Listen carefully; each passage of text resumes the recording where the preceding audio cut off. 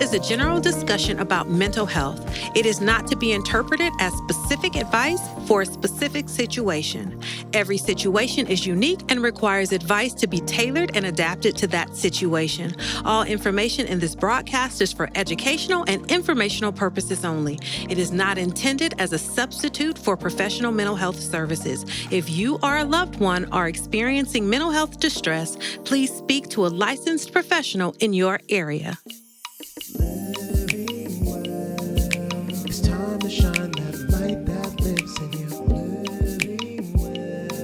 It's not too late to change. It's time to be the change. Living well. It's time to shine that light that lives in you. Living well. It's not too late to change. It's time to be the change. Living Well takes a community.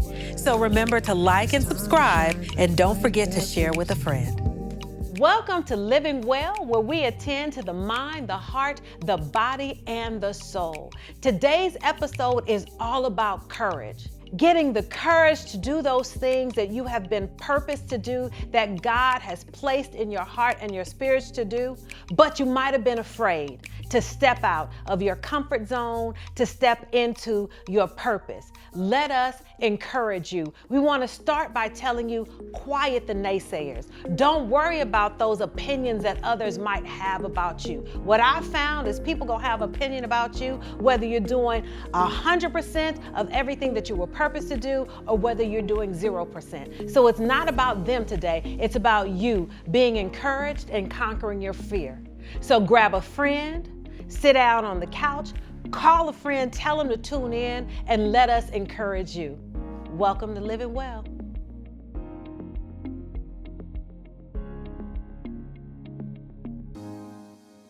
All right, y'all, you know what time it is. It is water cooler conversation time. Now, this is where we come out of our offices, we gather around the water cooler, and we talk about something that's hot, something that's fresh, or the things that you all are talking about. So, we start with the social media clip, and then we come back and we get into our discussion. So let's check this out. Look at me. What about me would make you think that I care about your opinion of me? Your opinion of me is not the opinion that I have of myself. You ain't make me, so you can't break me. You didn't build me, so you can't kill me. You know what? God established me, so you ain't nothing you could do to me. I've been him. I've been a difference maker, a game changer. I've been that guy. So what would change? Not a darn thing. I'm not even playing the game, and you got an opinion of me. I love it, but I don't care. And I wish the world thought like that. Youngsters, if you're out there right now, do not give a darn what opinion people have of you, long as that opinion is not consistent of that of yourself. You be you. I'm not planning to make you feel good about me. I already feel good about me. I'm good. Message for the youngsters out there and the old school, not old fools. Dr. Nisi, what about me makes you think that I care about your opinion of me? What about it? He has spoken. The word has been sent. That reminds me, a wise person once told me, I'll never forget when I heard it, it's not your business what other people think of you. Well.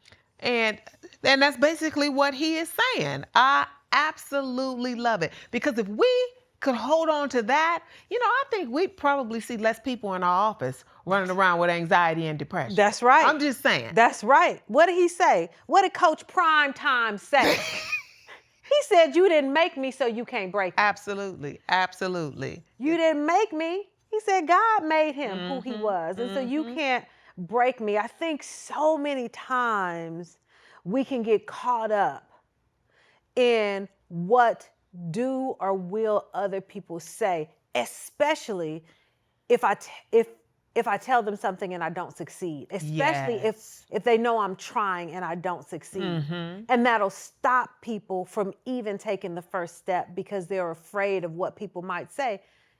Even not, if I think about it, not even if they don't succeed, but what people might say if I even say that I want to do X. Right. Or I say I want to do Y. Exactly. And it's this idea that, we get so concerned about it.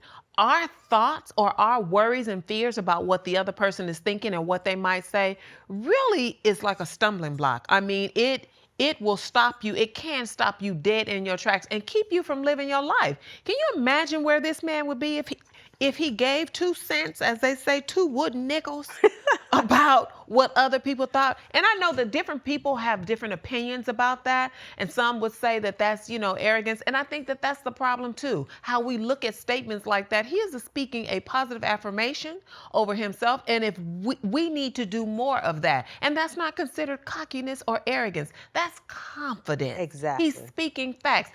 I'm supposed to be who God called me to be, not who you think I should be. Mm-hmm.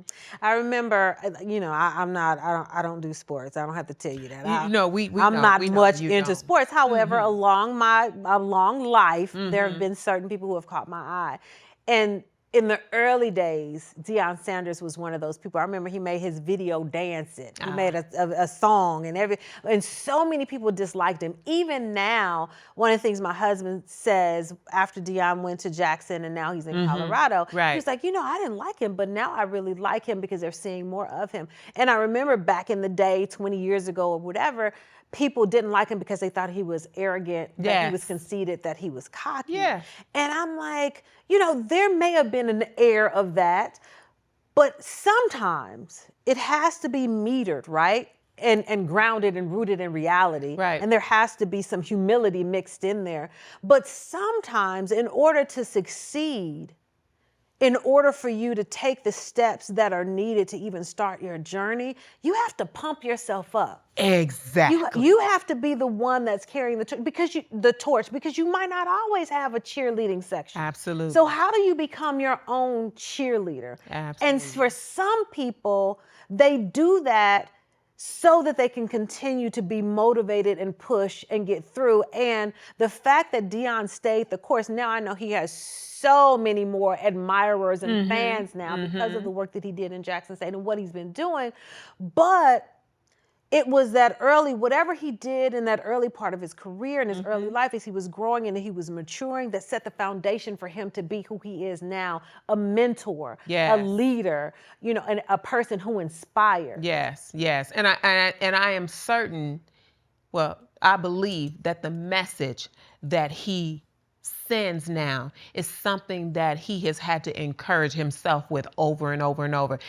As you were talking, it reminds me of the song which comes out of the scripture, encourage yourself. Right. You have to be able to encourage yourself because, as long as when you are walking and you're doing this thing and you're walking out, if it's just you and God, that's what it's going to be sometime. And you have to be able to have this motivation that says, okay, if nobody else is doing it with me, if nobody else believes in me, if nobody else thinks that I can do it, I believe I can do it because God said I can. Yes. And so now, therefore, I'm going to move forward. And I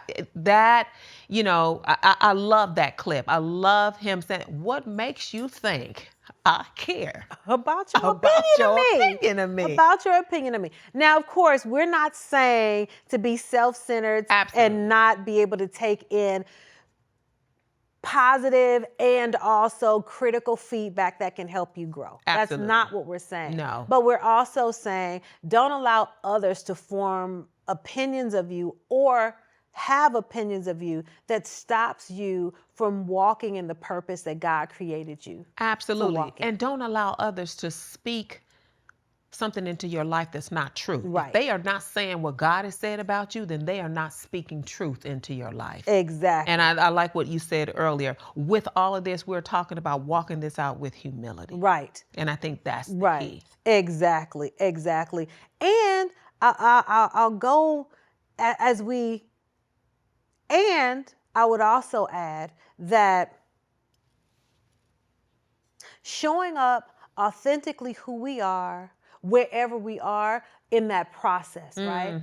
That we have to be mindful that people will have opinions, especially negative people. Yeah. They'll have opinions of us whether we're at the top of the mountain or we're in the valley. Absolutely. They're going to have an opinion. It doesn't matter. So you can't even say, well, when I do this, everybody will love me and think I'm great. That's not it, which Not is at all. why you can't be what we call in psychology externally motivated or driven. Right. That you have to know who you are, and you have to be able to quiet the voices that are around. Sometimes I've seen memes on social media that says, I'm a move in silence.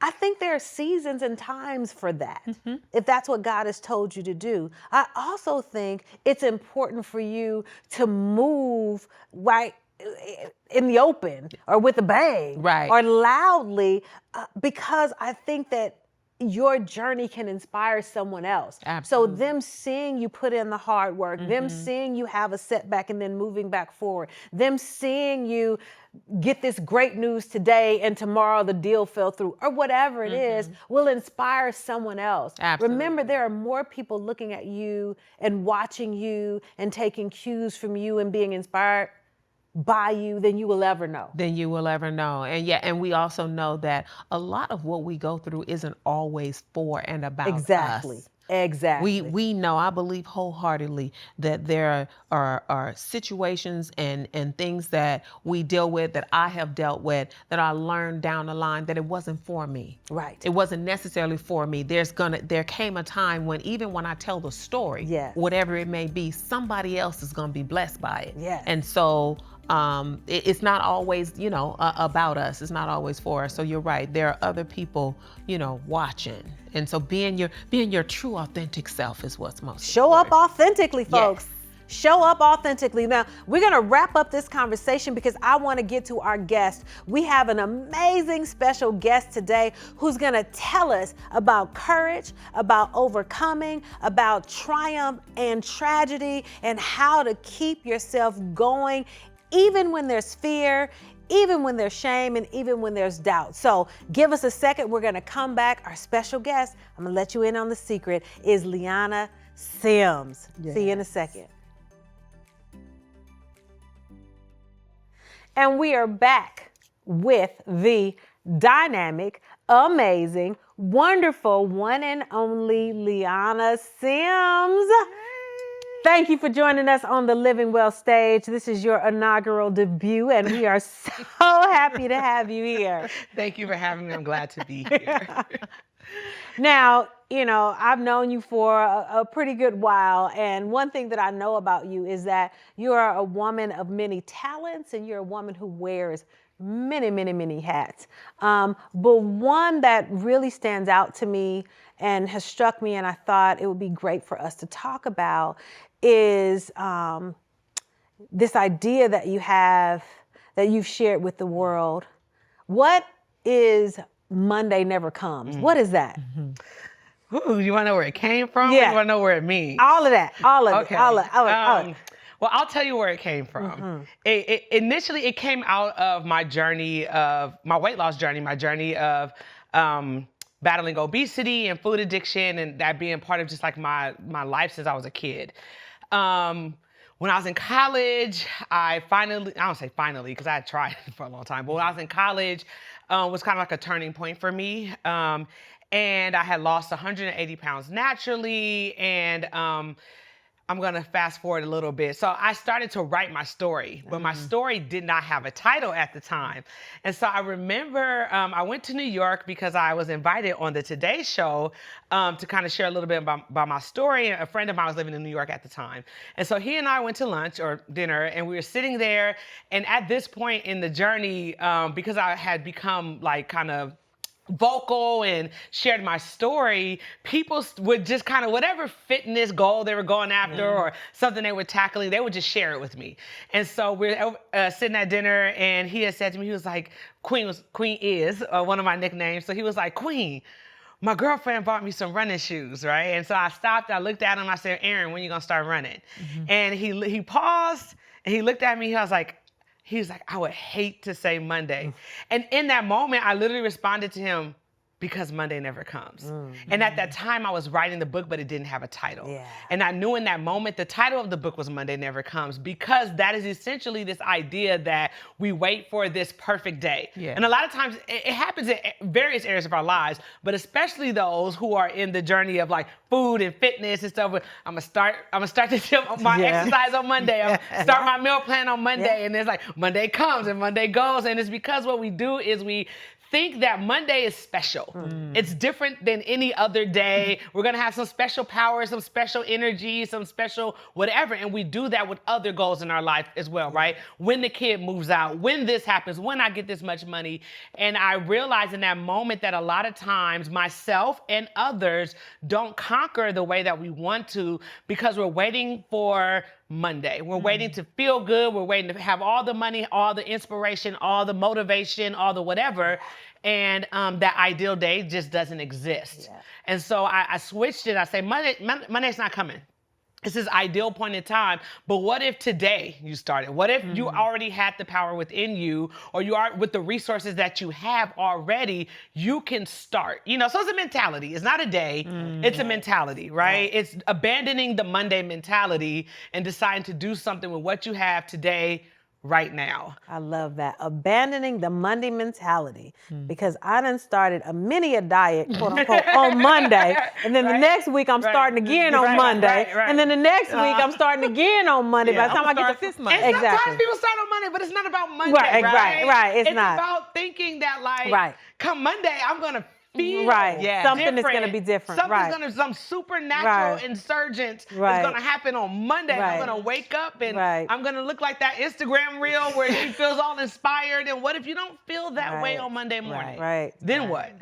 I agree. I know. And like you said, it's not about Monday. It's what Monday represents. It's what Monday represents. And, and it's delay. We can do that with any goal. We do it. We do it. We do it. You know, I just, it just made me think of when you talked about like when I get this much money or when the kid moves out and all of that. And I think about one of my favorite movies. It's an animated movie. Okay. And the movie is Up. I don't. You haven't. Oh, you have to see Up. I've seen previews. It's with the balloon in the air. Yeah. But the premise of the movie, you got to see it because it actually exemplifies. Yeah. Okay. It is this wonderful love story about this couple who always wants to travel, and it looks like they were together for 40 years, and every time they would save a little bit of money, the car needed something. Something happened. Everything. And then she passes away and then never go to this dream vacation. This is literally Monday night. Exactly. And so the premise of him and the balloons is he looks at her picture and he says, I'm going to take you on this, but she's gone. So it's just a beautiful, it exemplifies that concept. So and how much doesn't happen. And then you look back and you're like, okay, I'm going to try to make it happen now. But what have you lost along the way? What opportunities have you foregone along the way? Right. I think that's the key. What are you missing out on? And losing just by waiting for that Monday to come? Because whatever we do on Monday what's today? Friday? It can also happen tomorrow on Saturday. Tomorrow is Saturday is a better day than any. It's better than, it's the best day because it's the day you're in. Whatever day that is. That's an excellent point. It's the day that you're in. So, thinking about this, knowing that there's this journey that you have been on, and while we're talking about, weight loss, we know what that's like to want to start something, and sometimes we succeed, other times we don't, and regardless as to what the journey is about, be it weight loss or anything else, I can imagine, in fact, I know, not so much I can imagine, I know that there are times when it's a lot more difficult than other times. You know what I mean? And so, but we know that we have to push. And when we arrive at a place and we succeed, we say, okay, we've triumphed. But everybody doesn't triumph. Along the way, there could have been maybe a tragedy here, a tragedy there. So my question for you is there a relationship between the two? Absolutely. First of all, there's a lot of things you said. I wanted to okay, go back and get it. And I promise you I'll answer the tragedy triumph question. But even the statement that you made about, like we gotta push, right? Yes. So one thing is, I actually don't believe that. I believe that it's a choice. A lot of times, a person will do something and will choose a route that's beneficial to them, right? And they'll be like, I had no choice. I had to do this. I did it for my children. I did it for this. I had no choice. And I'm like, actually, you did have a choice, and you chose this route. So let's celebrate that, right? I don't believe in the idea I didn't have a choice. I understand that that's sometimes what we tell ourselves because, you know, it's kind of like this superhero complex at times. And it's like, no, I had no choice. I had to go this route. But I actually think we always have a choice, and sometimes we choose not to, you know, or we don't celebrate the fact that we chose ourselves. And then you said there are seasons and times when like it's harder than others. And that's very true. One of my favorite pastors in this generation is Pastor Darius Daniels. And I really love the way that he defines thriving. He says thriving is doing the best that you can with the resources that you have at any given moment in time. And I really appreciated that definition of thriving because sometimes we're comparing either to somebody else's scenario or to even maybe a previous scenario in our own lives where we may have had a different set of resources. And resources are not just physical, monetary resources. Resources are energy, time, you know what I'm saying? Yes. Like there are so many different types of resources.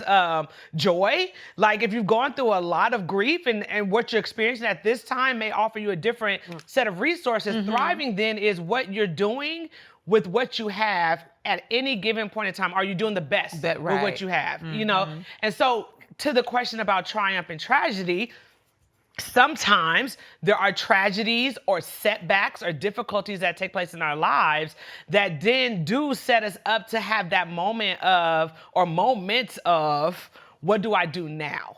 Right? What does thriving look like for me in this season? So to your question, is there a relationship between triumph and tragedy? Yes. I think you can have tragedy without triumph, but you can't have triumph without tragedy. Okay. You're right? All right. Everybody as long that lives on earth at some point in their life is going to experience a tragedy, right? The odds are you're going to lose somebody, you're going to have a setback in your life, you're going to, you know, I've seen it all kinds. You're going to get a diagnosis that you didn't expect to have. And you thought you knew who you were. You thought you knew what you can do. And then I'll talk about myself because even the book itself, it took me a long time to start resharing my story because I had put some weight back on. And so like shame creeps in, feelings of like, well, let's talk about triumph. I had lost 180 pounds, you know, so then there's this image or this vision of yourself and of how people see you, right? It's really interesting because I actually think I struggled more now than I did when I was much heavier than I am now. And I think that's because that's the only version of me I knew and the world knew, right? So, I mean, it was hard, but this is who I showed up as. But what happens when you overcome or you like do something wonderful and then all kinds of tragedies, you know, come along the way. I lost my dad, which was a huge one for me. Still is. It's like the 10 years. It does not feel like 10 years have gone by. And then also, you know, losing weight and maintaining weight loss and knowing your body in the midst of that are not the same thing, right? And so even learning those things and hormones and all kinds of stuff, right? But then like the shame of that. And then the realization of like, Liana, does the Monday never comes mentality still count for today? Right? Do you still get to triumph doing the best you can with the resources that you have right now, with the body you have right now, the hormones you have right now, the grief you have right now, the shame that you have right now? What do you do with all of that? Do you kind of just like pack it up? That's never really, okay, I was about to say the same thing I said people should never say. I was about to say that's never an option for me, but it is an option, right? But it's the option I try not to take. But I think that you have to reevaluate who you are today and who you believe that you are, who you allowed yourself to think that you were, meaning, did I define myself by my weight loss? You know, did I define myself by that great moment in my life? And so if I'm not at that point, have I lost myself? Have I lost my value in the world? Have I lost my value in my relationships? Am I a walking disappointment? You know, like all of these things, like I was the hero of this category, especially in my family and in in the Black community, you know, where this is a big struggle, especially for women. And so I thought that I had became some sort of a hero. And then what happens when you feel like you're not a hero anymore, you know? And so for me, there's a lot of tragedy, both real life tragedy, not all of it's real life, but both grief, but then also the tragedy of like identity that I had to really wrestle with. And to say that I can redefine myself. I'm valuable right now, and I can pursue like overcoming in this area again. Right. And I just want to kind of jump in and just, what I'm hearing you describe are kind of two things that come to mind. This idea of resilience, right? So resilience, this idea that the ability to bounce back from a setback. But also what comes up for me is this moniker, which is also your merchandise, right? Courage, that we just walking around with courage on our chest. Yeah. And I just think about, I'm quite sure I want to ask you, like, where did this come from? But when I think about you with a moniker of courage that you have folks walking around with, and it's the courage to show up authentically as you in whatever season you're currently in, right? At any given moment, authentically you, not who people think you should be, not who you even think you should always be, but who you are and walking flat-footed, 10 toes down in that, right? Knowing that you are still a perfect manifestation of who God has created you to be and a work in progress. Man, I have to write that down. A perfect manifestation of who God had already created me to be. Yeah. Man, that was good. The courage idea, which, I'm living it right now, sitting on this stage, having this conversation, is I hid from, I feel like I was made for the camera. And so I hid from the camera for so long, and just because I didn't want to show up in this body. I didn't want to, oh man. No. I didn't, no, we're not going to do this today. Oh man. Okay, so courage for me at that point in my journey, and at this point, courage means to me the decision to move forward in the face of fear. Yeah. I had never seen that definition. I think people always pitted courage against fear. Yeah. And this idea that courageousness means fearlessness. And I was very afraid then, can I do this? I hadn't lost 5 pounds, you know? And not just about weight, but so many things in my life were decisions at that point in my life were led by comfort. This sense of like, I will only go after things that I think I could do. Yes. I will only put, even if others were like, man, Liana, you're amazing. Yeah. I already knew, I thought I could do it. So that's what I would show up for, you know? And I had gotten to a point, it was a mentor of mine that told me, she said, Liana, put fear on your back like a backpack and just go. And I actually talk about this in the book. And it's this idea that fear cannot be overcome in a vacuum. You can't just say like, go away, go away, go away, go away. When I'm not afraid anymore, then I'll go after the thing. Right. But that the realization is that as you go, the fear begins to dissipate, because fear is the lie that says you can't do it, whatever the it is. But you don't know if you can in the vacuum.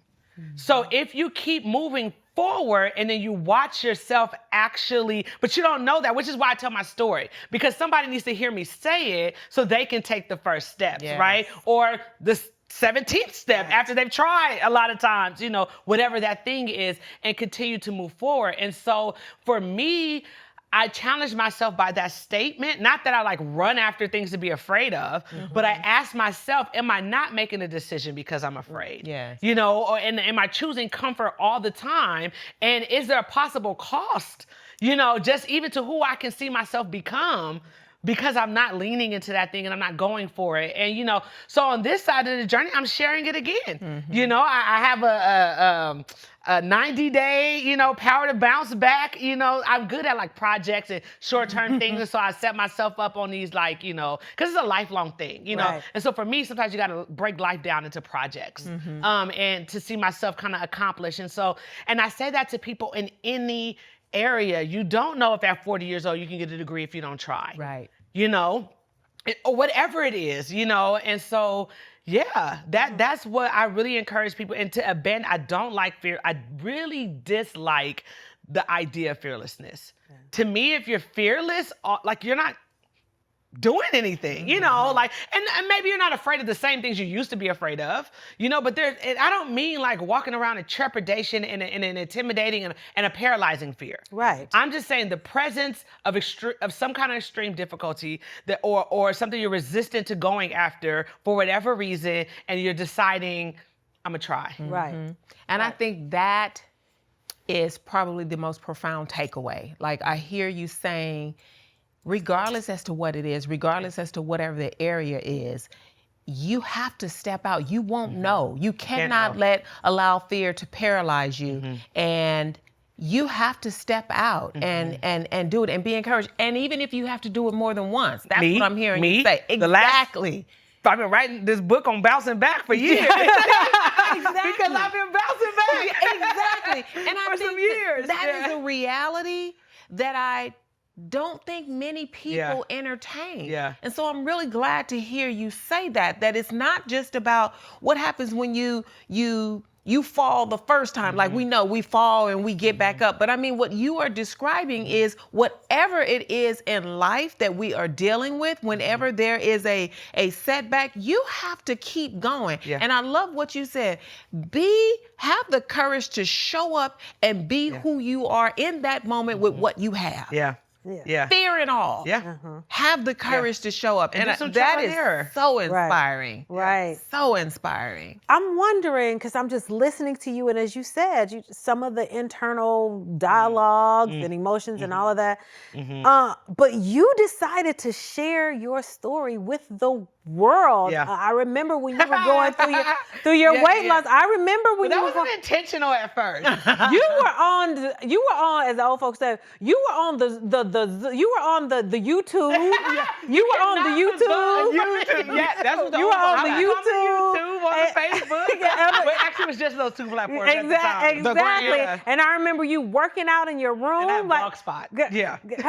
And a blog spot. I don't even know if people still use blog spot. But I'm like, I just remember, and I would turn on sometimes and I would see you working out in your room and doing the exercise. So you decided to share, and I was like, wow, look at that. I mean, I can remember, what was that, maybe 10 years ago now? It was a little bit more than 10 years ago. Because this year's the 10-year anniversary of my dad passing, and my dad was actually like my photographer and my videographer in the journey. So, but it wasn't that much before. But I didn't intentionally. This is what happened. I had lost 100 pounds in a year, and it was really just like I started changing. Actually, I went on a retreat and had like a mental transformation that began to lead to me deciding to just try. So it wasn't no crazy plan. I stopped drinking soda. I said, I'm gonna eat my calories or I'm gonna drink my calories, right? So I decided I was gonna eat my calories. So it was really like, okay, I'm just gonna do water only. You know, I started cooking for myself. I lived very close to school and still drove. So I decided to get a bike and start riding my bike to school. So like, I took a swimming class. I knew how to swim, but I knew that like an A mattered to me. So I would show up and I would participate. So anyway, so in a year I had lost 100 pounds from making just like gradual decisions. You know, and then I plateaued for like a year. And it was just like, it was really discouraging. I was struggling. I'm like, who loses 100 pounds and is still obese? Like, that was just really difficult for me. So I did a thing that I never do, because I'm like, who sits outside and waits for a television show to choose them and all this, you know? Like, I'm not doing none of that. I did it. So I was like, The Biggest Loser was my show at the time. I applied for The Biggest Loser. So I went out there to apply for The Biggest Loser. At the time, The Biggest Loser came on Tuesday nights. It's gonna make sense. Long story short, I applied, I didn't get it. I found out I didn't get it by an email that invited me to like the taping of the first episode, some community activity on the beach. So I'm like, that means they selected, the contestants or whatever they're called already. Right. So I cried, I got sad, but I went to the activity. I was sitting in my living room one time and I just had a moment where I was just like, I didn't get the show, but I can make my own show. And that's just I was like, I need the extra accountability. I need something different. I just needed something different to help me be excited about continuing. So since it came on Tuesdays is when I would make my videos. And and at that time I had to make an audition video for the show, which I had showed people, just to get some encouragement. So that was the first time I had revealed my body or anything, was that audition video. I'm like, I didn't start this just to like stop right here. So then that's where every Tuesday, I was just like, I'm just gonna talk about it and I'm gonna share it, and it became a thing. And so I also felt like later on it backfired, because I'm like, dang. Like, I done showed this to the world, whoever the world is, lots of people. Right. And now I have to. Right. Now I have to. There was a moment where I felt like I had to, and then I just did it. And then now I'm just like, but I want to again. Yeah. Because that season was about losing weight. This season is about, can you bounce back after you've done something and then you've fallen short? I know a lot of women in my own life who have done something significantly, but especially in the weight loss space, and now they're kind of like pulled back and hiding, and that fear of, can I do it again? Can I do it again? Do I have enough in me to actually really try this again? Right. Yeah, I can see that also. As you said, it's broader than weight loss. Like, I can see that in an entrepreneur, someone who had a business, or started a business and it was going really well. Right. And because it could have been the pandemic, it could have been a family circumstance or a tragedy, and they lost it. Right. And everyone saw them as someone who's accomplished, achieved. They bring in their kids, motivate my kids, and then they lost what it. Happens when you're not the community hero anymore? Exactly. Right. In whatever realm, this idea of,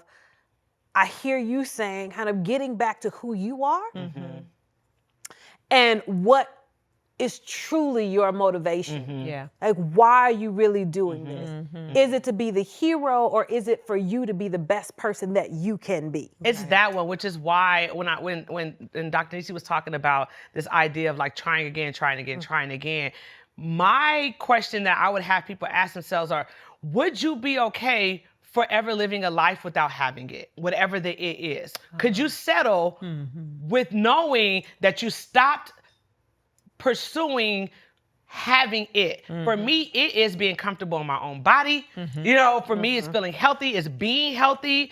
It's, there's the aesthetics of it, but there's also just the way I feel, right? And so I'm like, no matter how hard it is, no matter how many different diets I have to try to see which one works with my body at whatever season that is, no matter what kind of, system of support or regimen, routine that may look different now than it did then. Right. I will keep trying, because in the back of my mind, I will never settle for being obese, ever. It's just extremely uncomfortable for me. Yeah. So whatever that is that somebody else, they have to decide, because some people will quit. They be like, you know what? I don't want it that much. Right. Whatever that is, right? Right. But so what keeps you pursuing a thing is deciding how much having it or living in that space matters to you, or offering it to somebody else, right? With your children, whatever it is that thing is. And so for me, that's part of what motivates me to keep trying, is because I can never settle for the idea of being okay without having it. Yes. Yeah. That is important. And so is that, what would you say to the people, to those who really have experienced a setback, and what would you say to them to keep them motivated? First of all, I believe motivation is internal. I think we can inspire people, but I don't think I can motivate them. Gotcha. I think motivation is attached to your why. So if you don't have a strong enough why, Okay. then you're not going to have a motivation. You're right. You're going to be inspired somebody. You're going to read somebody else's story and be like, wow, that's amazing. She did a great thing, or whoever that person was, you know? But I think inspiration is important because it gives you an idea of what's possible. It may not be your exact story, right? But having inspirations help you to say, okay, maybe I can do my thing too, right? But motivation is your personal why. Yes. And so what I would tell a person that is struggling is, first of all, the idea that you're struggling is beautiful because it means you haven't let go of yet. Right, you You haven't haven't given just up. you haven't just quit. You haven't just settled and said, I don't want it. I like that Yeah, perspective. me too. The Yeah. struggle itself is a beautiful thing, you know? And then I personally also believe in trial and error, you know? They say the definition of insanity is trying to think over and over again and expect different results. I'm saying if a certain route is not giving you results, maybe try new routes, right? So I'm not saying, so you may be pursuing something, but you may not need to keep pursuing it the same way, right. Or let's say the thing is, I talked about weight loss, but let's say the thing is healing, right? So you go to one therapist and you don't like them, you stop. Right. Right. You know, and don't get me wrong, I understand some people can trigger you the wrong way, you know, but like, is your healing, is your mental well-being, is your triumph in whatever brought you in this room in the first place more important, you know, or is it really important to you that you are willing to say, okay, I'll give somebody else a try? You know, maybe this time you ask for a referral. You know what I'm saying? Maybe, you know, like whatever it is. I mean, I'm not saying it's that easy, you know, but I'm just saying, whatever it is that you want, it's okay to reassess. It's okay to back up and say, maybe I should try it a different way, you know? And I would say, take the pressure off of yourself. I put a lot of pressure on myself on arrival. And I still struggle with that. I'm not gonna lie. I still struggle with this idea of like, when I get to versus like, taking the journey and being in the process of, right? Because every step in the journey, you're somewhere different than you were yesterday or a week from today. And so that I would encourage somebody in just being present in the process, you know? And you know, yesterday I got off the scale and I was down 10 pounds and I saw a shift in myself because I was excited about 10 pounds, right? And if this was earlier this year, I'd be like, hit me at 50. You know what I'm saying? Like, then I'll be excited. But there was something that showed me that I had changed in this process when I was able to realize, and I know cognitively, but there's a difference between knowing cognitively and knowing in your body and knowing in your experience. You don't get to 50 without 10 anyway. Right. That's right. You know? And Liana, all of last year went by and you didn't lose 10. You know, or it was like up and down, you know? So I'm just saying, I would tell that person, create small steps. Celebrate the small victories. Allow your community in. Stop trying to live a life where you're trying to present something to people, right? Because if you're living a life where you're trying to present something to people, you're gonna do it in isolation until you feel like you're at some state of arrival, and then you'll talk about it. And then you'll share, and then you'll open up. What happened to me is I found myself in a deep depression. Trying to live in isolation and trying to act like when Liana's all together, then I talk to the homies about it. You know, I was going through this, but now, you know, this is where I am. I saw a post about that yesterday. Like, we so often don't share, this guy was sharing his story. He was saying, I struggle with sharing in real time. He said, I usually go through and then tell them about, you know, he's like, but what if I shared in real time? How much quicker would I have gotten through? You know, what permission would I have given others in their go through? You know, and so that's where I am. And what support could you have gotten? And what support could I have gotten, you know? Going through that. Going through. You know what? I want to hear about, where can people find you? Where can they find Monday Never Comes, the book? Where can they walk around with the courage? I love that. Your next one, you need to get one that says struggle is beautiful. I like that. Struggle is beautiful. Okay, I might give you a percentage of those folks. Don't make no promises. Don't make no promises. You didn't hear that, Mike? MondayNeverComes.com. MondayNeverComes.com is where you can find me. All social media platforms is just the Queen Liana. The Queen Liana. All right. I love it. I love it. Well, I'm mindful of the time, but I want to thank you for being on. I want to thank you for your transparency and your willingness to be vulnerable. I know, I'm not going to say I can imagine. I know that somebody has been touched absolutely by your courage. Yes. your courage to come forth and say, this is where I am on my journey. So I appreciate you. You know, I love you. I do. I'm You so almost had me crying. You sucked it back up, though. Yes, We saw you it. did. You caught it. Yeah, because that wasn't gonna be cute. So we thank you. We thank you, you know, for the blessing that you are. Yes. God really laid his hand on you, and it's all over you. So I really, really appreciate you. I thank you. And we thank you for watching, staying with us on this episode of Living Well. We hope that something has been said. There has been something that was spoken that really has inspired you to motivate yourself to do that thing and not allow for fear to stop you or tragedy to stop you. Right. Keep moving forward. Make the decision for you to live the best life that you can.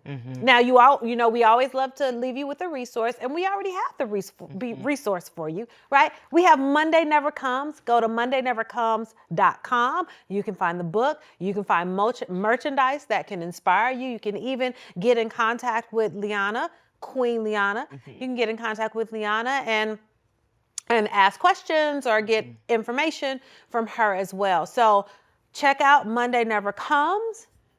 And until next time, as always, we pray that you are living well.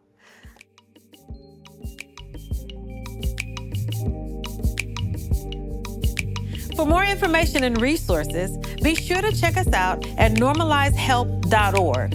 And you can always email us at livingwell@faithfamily.org to get a question answered or to tell us a story. You never know, your question might make it to air or be the subject of one of our episodes. See you next week.